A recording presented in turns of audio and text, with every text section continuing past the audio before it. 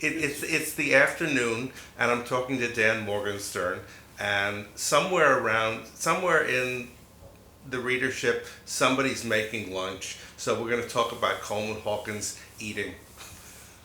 Well, Coleman was one of the biggest eaters I'd ever encountered. Sometimes when he was working at the Metropole with Roy Eldridge, they were great together, and Metropole would really run late. They would sometimes run until about 3:30 in the morning or something like that. So what was there, and no places that were open to eat except Chinese restaurants. Chinese restaurants would be open, all hours. So sometimes you go with Hawk to a Chinese restaurant, and he could put away, my goodness, could he put away some stuff? It's amazing. But the other one who was contemporary and friend, Benny Carter, who also was a huge eater. The two of them were the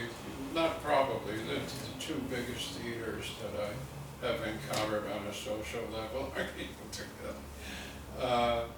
Hawk was also, he drank, but he not until the end, when he actually killed himself with drinking too much. But before that, he was a moderate drinker, and he also liked to indulge a bit.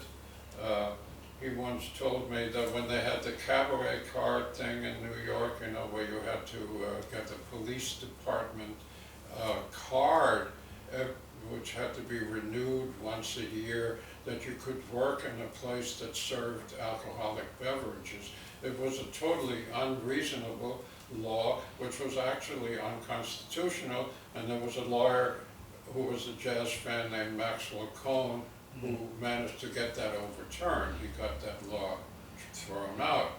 But Coleman told me that he would you had to go to the police station to get it renewed. He would have his little bag of pot in his suit vest pocket when he went in to do that.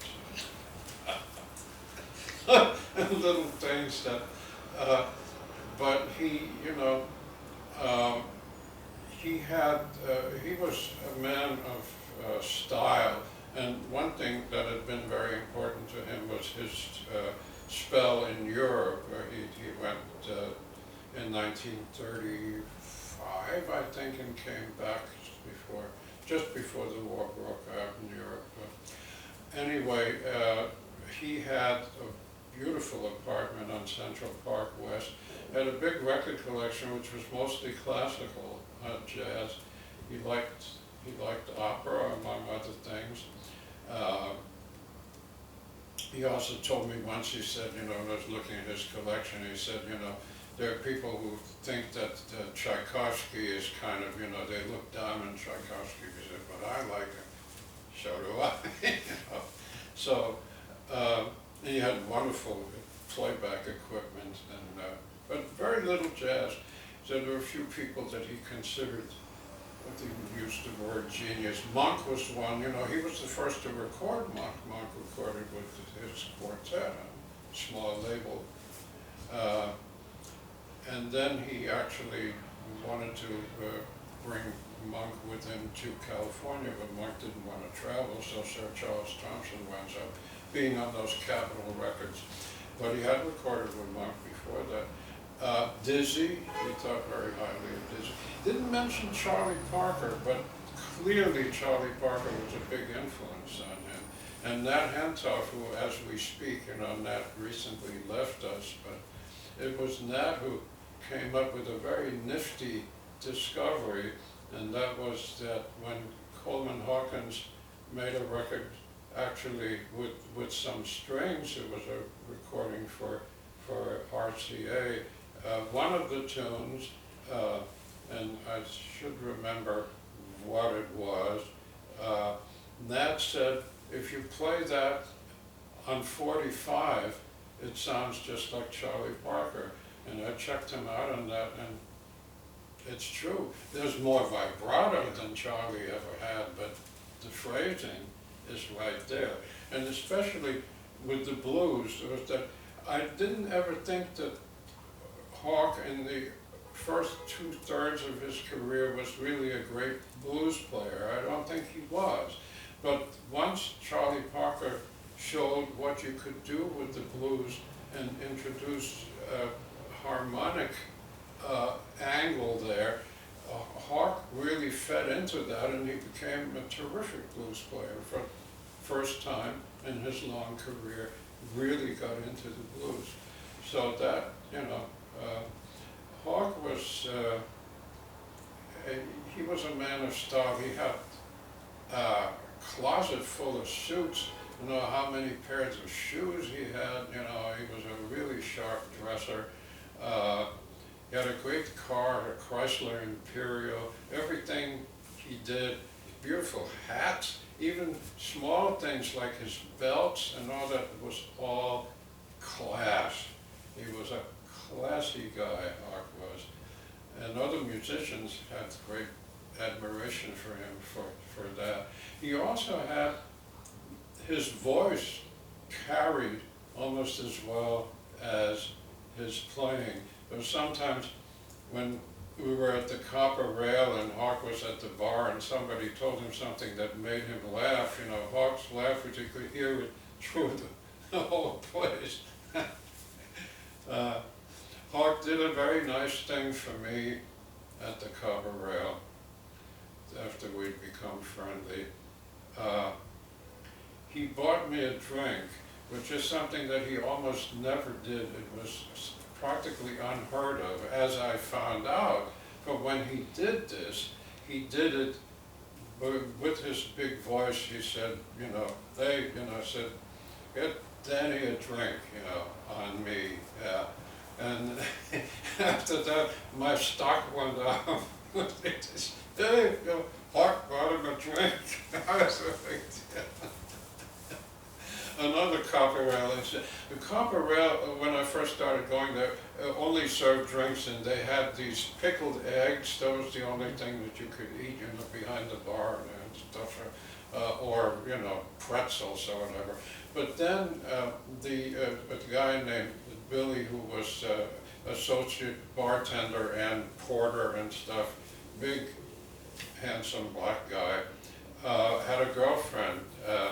And she was a great cook, as we found out. And he talked the management into that. There was a counter there that was like, where it was very easy to install kitchen equipment, and it had, it was opposite the bar, but it was a natural place to sit and eat. And they had tables. So they brought in this very nice lady named Della. And she was, I had become somewhat acquainted with soul food in Harlem when I started going up there with Nat Lorber and Hadlip's Page and stuff. And I have Harlem stories about that. But she was a master, and she was so good that word spread, and even the beboppers who were not hanging out at the Copper Rail, they hung out somewhere else. Juniors, they would come to sample Della's food, and it was extraordinary. But at one time, I wanted to try everything, and it was just strictly not kosher, of course. So at one time, she had something which she had seldom had before, and and it was actually, it was pig's ears. Everything she made was great. So Ben Webster, whom I had gotten to know quite well then, Ben Webster came in, and I was sitting at the counter having this, and so Ben came in and he was feeling pretty good, and Ben was a big guy, so when he looked over my shoulder to see what I was eating, and he picked me up off the stool and held me up and said, "He's eating pig's ears." Ben, when he got invited to go to Europe, he'd never been to Europe, which was pretty amazing at the time. Um, at that time, he was sharing an apartment in the same complex where Coleman Hawkins lived on Central Park West, with Joe's Avenue.